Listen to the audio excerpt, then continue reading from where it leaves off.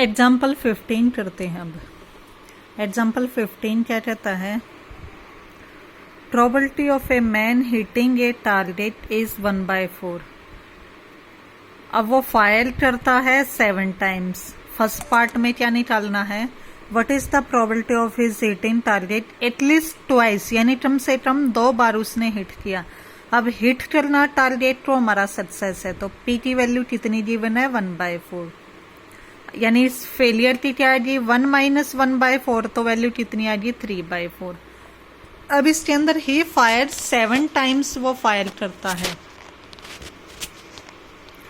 तो small N की value कितनी आएगी 7। प्रोबेबिलिटी निकालनी है एटलीस्ट ट्वाइस, कम से कम 2 बार। इसमें हमने प्रोबेबिलिटी निकालनी है एटलीस्ट ट्वाइस, यानी कम से कम 2 बार, यानी 2 या 2 से ज्यादा बार। यानी हमें इसमें ये निकालना है कि प्रोबेबिलिटी निकालनी है 2 या 2 से ज्यादा बार। टोटल प्रोबेबिलिटी क्या होती है 1। टोटल प्रोबेबिलिटी 1 का मीनिंग क्या हुआ कि probability x = 0 plus probability x = 1 plus probability x = 2।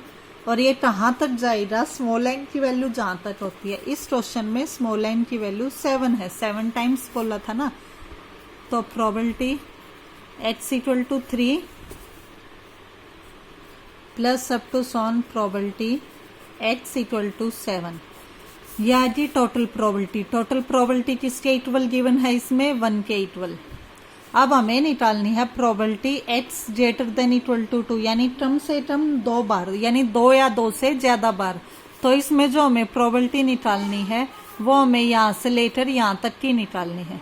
यानी हमें प्रोबेबिलिटी कौन सी निकालनी है, x = 2, 2 या 2 से ज्यादा, तो x = 2, 3 plus x = 4 plus x = 5 plus x = 6 plus x = 7। इसकी वैल्यू निकालनी है। क्वेश्चन में गिवन था ना एटलीस्ट ट्वाइस, यानी 2 या 2 से ज्यादा बार, तो उसकी नोटेशन ये भी यूज कर सकते हैं, प्रोबेबिलिटी x > 2। अब हमें वैल्यू निकालनी है प्रोबेबिलिटी 2 या 2 से ज्यादा, यानी ये टर्म की निकालनी है। अब ऊपर वाले में देखो, टोटल प्रोबेबिलिटी क्या होती है 1। हमें यहां से लेकर यहां तक की प्रोबेबिलिटी निकालनी, यानी ये 2 टर्म राइट साइड में ले जाएंगे, तो ये वैल्यू किसके इक्वल है 1 minus probability of x = 0 plus probability of x = 1। या फिर इसको ऐसे लिख लो 1 minus probability x = 0 minus probability x = 1। और ये जो 2 या 2 से ज्यादा बार का सम था, इसको आप कैसे लिख सकते हो, प्रोबेबिलिटी x > 2। तो यानी ये आ गया हमारा एक नया फॉर्मूला। क्लियर। अब आओ क्वेश्चन में, 7 टाइम्स था तो n की वैल्यू 7। प्रोबेबिलिटी निकालने का फॉर्मूला वही NCH p की पावर x q की पावर n माइनस x की वैल्यू 0 1 पुट करेंगे, सोल्व करेंगे, ये आएगी वैल्यू। अब हमें प्रोबेबिलिटी निकालनी थी एटलीस्ट ट्वाइस, यानी 2 या 2 से ज्यादा बार। तो ये वैल्यू कहाँ से आई है वो हमने यहाँ पे पूरा सोल्व किया है। यहाँ से आई वैल्यू, x = 0 की निकाल चुके हो, x = 1 की प्रोबेबिलिटी निकाल चुके हो, दोनों की इसमें पुट करनी है, ये आ जाएगी वैल्यू। Part first clear. अब सेकंड पार्ट देखते हैं।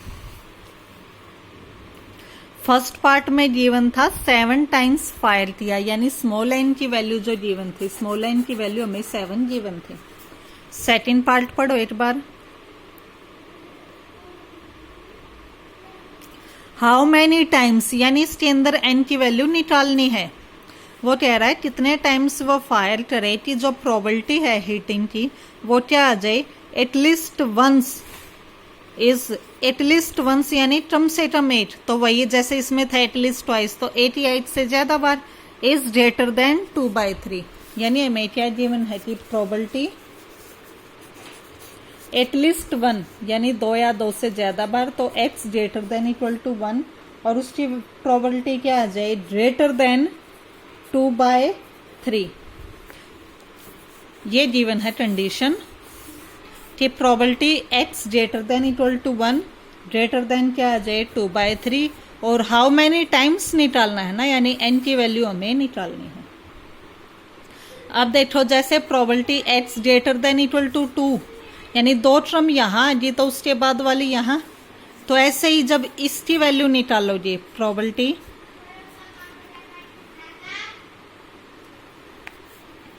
तो यहाँ प्रोबेबिलिटी निकालनी है x greater than equal to 1 या 1 से ज्यादा टाइम्स, तो क्या आएगा 1 minus probability of x equal to 0। जो ये वाला क्या था देखो ये है। अब इसने चाहा probability x greater than equal to 1 यानी 1 या 1 से ज्यादा, तो ये सारी टर्म्स आ जाएंगी उसके अंदर, इनकी वैल्यूज निकालनी है। तो क्या अकेला बच गया प्रोबेबिलिटी x इक्वल टू 0, उसको राइट साइड में ले गए तो क्या आ गया 1 minus probability x equal to 0। ये क्लियर?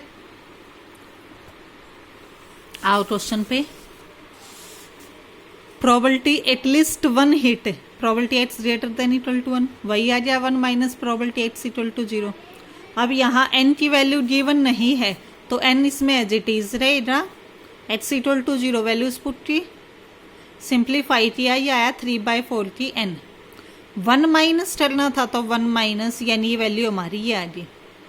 अब क्वेश्चन में गिवन क्या था कि probability x greater than equal to 1 की वैल्यू क्या है ग्रेटर देन 2/3, इसकी वैल्यू इसके इक्वल आई है यानी ये वैल्यू क्या आ गई ग्रेटर देन 2/3। तो यहाँ से वैल्यू 1 माइनस 3/4 की whole power n greater than 2/3। 2/3 इस तरफ ले गए, 3/4 की n को राइट साइड में ले गए। याद टर्म्स। अब पावर में n है, दोनों साइड लॉगरिथम ले दिया तो लॉगरिथम लोगे।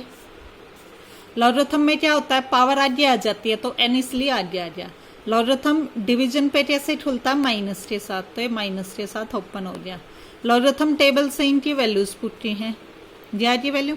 अब देखो दोनों के बाहर माइनस का साइन है, जब माइनस का साइन हटाते हैं तो जो ग्रेटर देन साइन है वो लेस देन में चेंज हो जाता है और जो लेस देन साइन है वो ग्रेटर देन में। तो यहाँ दोनों की तरफ माइनस का साइन था, जब वो प्लस बनाएंगे तो जो ग्रेटर देन साइन है वो किसमें चेंज हो जाएगा लेस देन में, याद है। तो यहाँ से n की वैल्यू ग्रेटर देन 3.82। अब 3.82 ये एक फ्रैक्शन वैल्यू है, लेकिन n की वैल्यू तो एक नंबर होगी 1 2 3 4 इस टाइप से, तो n की वैल्यू यहाँ से क्या आ जाएगी 4। 3.82 से ग्रेटर वैल्यू क्या होती है 4। तो यहाँ से जो क्वेश्चन पूछा था 15 में हाउ मैनी टाइम्स, वो क्या आ गया 4 टाइम्स, n की वैल्यू 4।